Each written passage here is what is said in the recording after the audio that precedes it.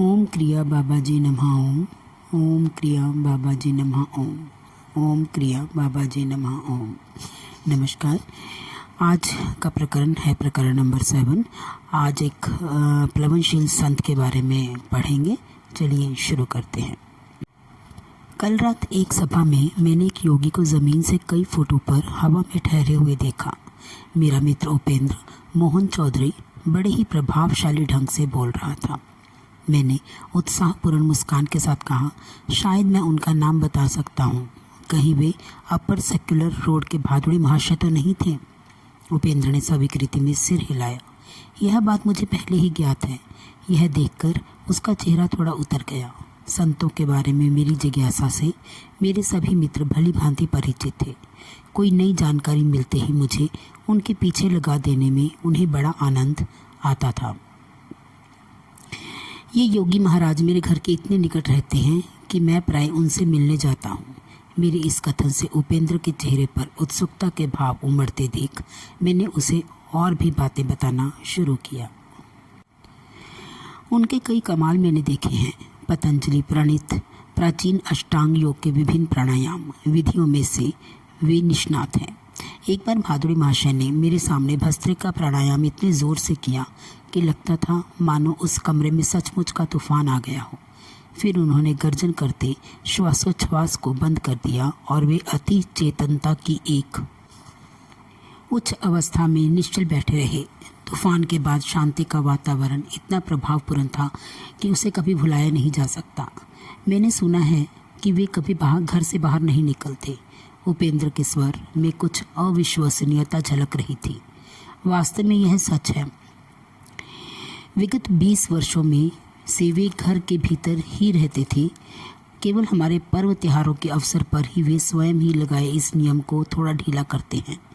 जब वे अपने ही अहाते में स्थित सामने की पगडंडी तक जाते हैं, वहाँ पर भिखारी जमा हो जाते हैं, क्योंकि संत भादुड़ी अपने दयार्द हृदय के लिए प्रसिद्ध हैं। गुरुत्वाकर्षण के नियम को ठुकराकर वे हवा में कैसे रह पाते हैं? कुछ प्राणायामों के अभ्यास से योगियों के शरीर की जड़ता नष्ट हो जाती है। तब उनका शरीर हवा में उठ जाता है या फिर मेढक की तरह यहाँ से वहाँ फुदकने लगता है। जो संत योगाभ्यास नहीं करते वे भी ईश्वर के प्रति तीव्र भक्ति की अवस्था में हवा में ऊपर उठते पाए जाते हैं। इस संत के विषय में मैं अधिक जानना चाहता हूँ। क्या तुम उनकी सायंकालीन सभाओं में जाते हो? उपेंद्र की आंखें कौतूहल से चमक रही थीं। हाँ, मैं प्राय जाता हूँ। उनके उपदेशों में विद्यमान विनोदपूर्ण चुटकियों और हास परिहास में मुझे बड़ा मज़ा आता है। कभी कभी मेरे लंबे अट्टहास से सभा की गंभीरता भंग हो जाती है। भादुड़ी महाशय तो उसका बुरा नहीं मानते, किंतु उनके शिष्य खा जाने वाली नज़रों से मेरी ओर देखते हैं।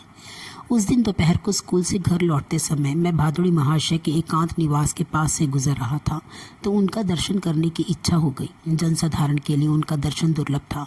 निचली मंजिल पर अकेला रहने वाला उनका एक शिष्य इस बात का ध्यान रखता था कि उनके एकांत में खलल न पड़े। यह शिष्य कुछ ज़्यादा ही अनुशासन प्रिय व्यक्ति था।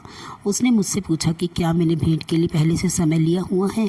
उसके गुरुदेव उसी समय वहाँ पहुँचे और उन्होंने मुझे अविलंब बहरी गर्त करे जाने से बचा लिया। मुकुंद जब भी आना चाहे उसे आने दिया करो। संतवर की आंखें चमक उठी। एकांत का मेरा नियम मेरी अपनी सुविधा के लिए नहीं बल्कि लोगों की सुविधा के लिए है। संसारिक लोगों को उनके मोह जाल को तहस नहस कर देने वाली स्पष्टवादिता अच्छी नहीं लगती। संत न केवल दुर्लभ हैं बल्कि वे लोगों को व्याकुल भी कर देते हैं। शास्त्र पुराणों में भी वे प्राय जनसाधारण को विहल करते पाए जाते हैं। मैं भादुड़ी महाशय के पीछे पीछे ऊपरी मंजिल पर स्थित उनके अत्यंत सादे कक्ष में जा पहुंचा, जहां से वे शायद ही कभी बाहर निकलते थे। संसार की क्षुद्र उत्तेजनाओं के तीव्र गति से नित्य बदलते चित्रों की ओर संत जन प्राय कोई ध्यान नहीं देते। केवल युग युगांतर में स्थित हुए कालजयी सत्यों पर उनका ध्यान केंद्रित रहता है। संतों के समकालिक लोग केवल उनके संकीर्ण वर्तमान के लोग ही नहीं होते। महर्षि, जहाँ तक मैं जानता हूँ आप पहले ऐसे योगी हैं जो हमेशा घर के अंदर ही रहते हैं।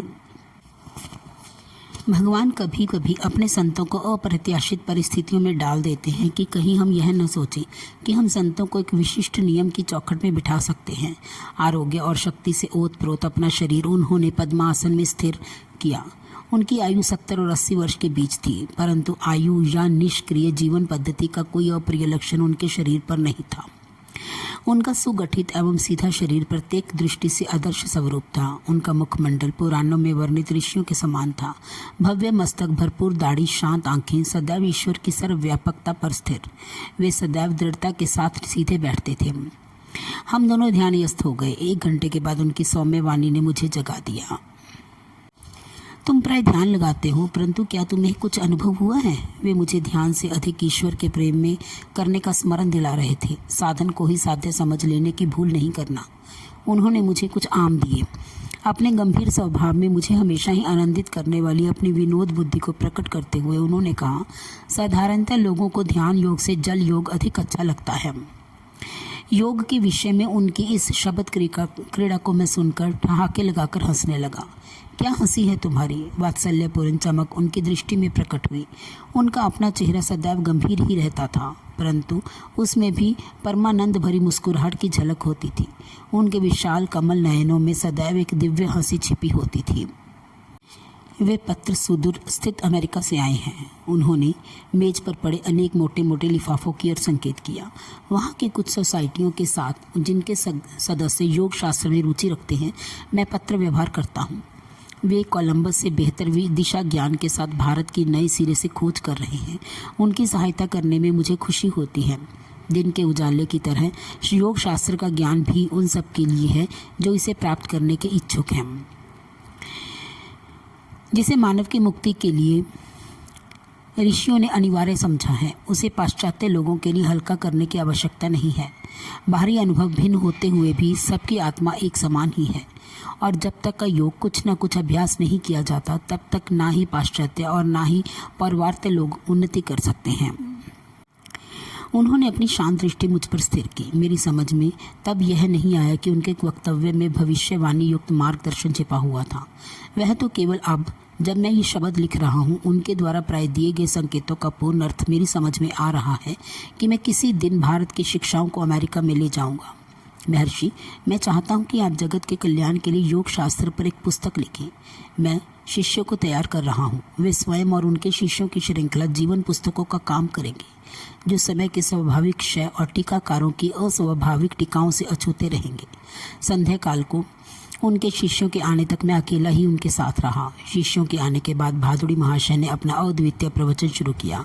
शांत बाढ़ की तरह अपने श्रोताओं के मन के कूड़े करकट को बहा ले जाकर वे उन्हें ईश्वर की ओर ले चले। विशुद्ध बंगला में वे हृदय स्पर्शी दृष्टांत देते जा रहे थे। उस दिन भादुड़ी महाशय संत संगति को पाने के लिए अपने राजसी जीवन का त्याग करने वाली मध्ययुगीन राजपूत रानी मीराबाई के जीवन से संबंधित कुछ दार्शनिक तत्वों को समझ रहे थे। एक बार एक महान सन्यासी सनातन गोस्वामी ने मीराबाई से मिलने से इसलिए इनकार कर दिया कि वे स्त्री थीं। उत्तर में मीराबाई ने जो कुछ कहा उसे सुनकर गोस्वामी विनम्र बनकर उनके चरणों में नत हो गए। महात्मा जी से कहो, मीराबाई ने कहा, कि मैं नहीं जानती थी कि सृष्टि में ईश्वर के अतिरिक्त और कोई भी पुरुष है। क्या हम सब उनके सामने स्त्रियां नहीं हैं? शास्त्रों का एक सिद्धांत यह है कि केवल ईश्वर ही एकमात्र सृजनक्षम पुरुष तत्व है। उसकी सृष्टि तो केवल निष्क्रिय माया है। मीराबाई ने भक्ति रस से ओतप्रोत अनेक पदों की रचना की है, जो आज भी भारत में प्रेम और श्रद्धा के साथ गाए जाते हैं। उनमें से एक है, साधन करना चाहे रे मनवा, भजन करना चाहे, प्रेम लगाना चाहे रे मनवा, प्रीत लगाना चाहे, नीर नयन से हरि मिले तो जल जंतु होए, फल मूल खाकर हरि मिले तो बादर बंदराए, तुलसी पूजने से हरि मिले तो मैं पूजूं तुलसी झाड़, पत्थर पूजने से हरि मिले तो मैं पूजूं पहाड़, तृण भक्षण से हरि मिले तो बहुत मर्गी अजाम, स्त्री छोड़न से हरि मिले तो बहुत मिले खोजा, दूध पीवन से हरि मिले तो बहुत वत्स बाला, मीरा कहे बिना प्रेम से ना मिले नंद लाला। भादुड़ी महाशय जहाँ यौगिक आसन में बैठते थे, वहीं उनके पास पड़ी उनकी खड़ाओं पर कई शिष्य प्रणामी रख देते थे। भारत में प्रचलित इस श्रद्धापूर्ण चढ़ावे का अर्थ है कि शिष्य अपनी भौतिक संपदा गुरु के चरणों में अर्पित कर रहा है। कृतज्ञ मित्रों के रूप में प्रभु ही अपने भक्तों की देखभाल करते रहते हैं। गुरुदेव, आप महान हैं। उस पिता महतुल्य ऋषि से विदा लेते समय उनकी और भक्तिपूर्ण दृष्टि से देखते हुए एक शिष्य ने कहा, आपने ईश्वर को पाने के लिए और हमें ज्ञान देने के लिए अपनी संपत्ति, आराम आदि सब कुछ त्याग दिया। यह सर्वविदित था कि भादुड़ी महाशय ने बचपन में ही विशाल पैतृक संपत्ति को त्याग दिया था जब उन्होंने अनन्य भाव से योग मार्ग में पदार्पण किया। तुम ठीक उल्टी बात बोल रहे हो। भादुड़ी महाशय के मुख अरविंद पर भर्त्सना के अत्यंत सौम्य भाव प्रकट हुए। मैंने तो अंतहीन अनंत का विराट साम्राज्य प्राप्त करने के लिए कुछ थोड़े से रुपए और कुछ तुच्छ सुख विलासों को छोड़ दिया। फिर मैंने कोई त्याग कहाँ किया है, और उस निधि को बांटने में जो आनंद मिल सकता है उसका मुझे ज्ञान है। इसे क्या त्याग कहा जा सकता है? अल्पदृष्टि वाले संसारिक जन ही वास्तव में सच्चे त्यागी हैं। वे अद्वितीय दिव्य संपत्ति को संसार के मुट्ठी भर तुच्छ खिलौनों के लिए त्याग देते हैं। त्याग की इस लोक विरुद्ध व्याख्या को सुनकर मेरी हंसी छूट गई, जिसमें किसी भी भिक्षुक संत को तो कुबेर का मुकुट पहनाया जाता है और धन गर्भित करोड़पतियों को अनभिज्ञ शहीद बना दिया जाता है। विधि का विधान हमारे भविष्य की योजना किसी भी बीमा कंपनी से अधिक अच्छी तरह बनाता है। उनके ये निष्कारात्मक शब्द उनकी अपनी श्रद्धा का अनुभव सिद्ध धर्म था। आज संसार बाहरी सुरक्षा में ही विलास करने वाले बेचैन लोगों से भरा हुआ है। उनके कटु विचार उनके ललाटों पर अंकित घाव चिन्हों के समान है। जिसने हमारे प्रथम श्वास के साथ ही हमारे लिए हवा और दूध की व्यवस्था कर दी, वह भगवान अपने भक्तों की दिन प्रतिदिन की व्यवस्था करना भी जानता है। स्कूल से छुट्टी होते ही हम इन संत के द्वार की तीर्थ यात्रा करने का क्रम मैंने जारी रखा। आंतरिक उत्साह के साथ वे अनुभव लाभ में मेरी सहायता करते रहे। एक दिन वे मेरे घर से दूर राम मोहन रॉय रोड पर रहने के लिए चले गए। उनके श्रद्धालु शिष्य ने उनके लिए वहां नगेंद्र मठ नाम से एक नया आश्रम बना दिया था।